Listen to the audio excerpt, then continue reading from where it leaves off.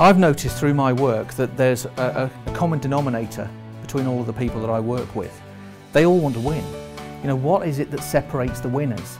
And one of the things I noticed is that actually consistently the same people win by that amount, by that tiny margin, by the width of a bicycle wheel, or by 100th of a second, or they win the match in the last minute or the last second by 1 point.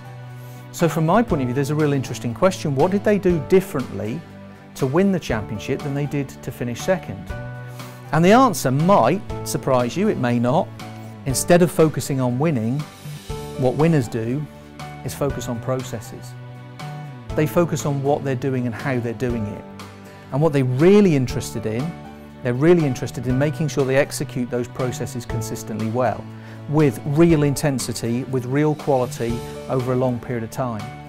I think about it like this, like a set of dominoes actually. And actually if you look at those dominoes, if you want to knock down the last one, you have to start this end and push that one to knock this one over. Which means that your planning and preparation's got to be really good, and your practice has got to be really good. And then because you do those things really well and you execute your processes well, you end up performing well. And when you do that, actually it translates into a result.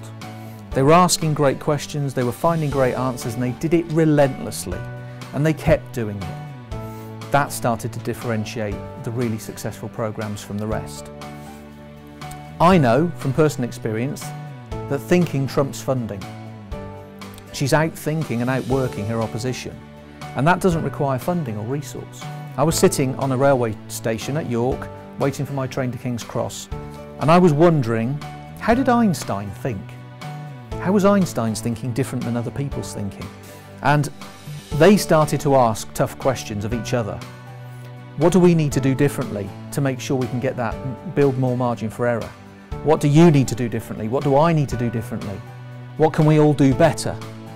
Deeper than the processes and the system and the procedures that you go through is the culture.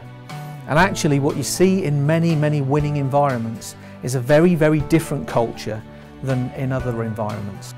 The real advantage is it's not that easy to replicate. You can't just copy it. It's not a single bullet. It's not a single pill that you can just take. It's not an easy answer. Actually, when you think about all of those things that make up winners, you've got to really think.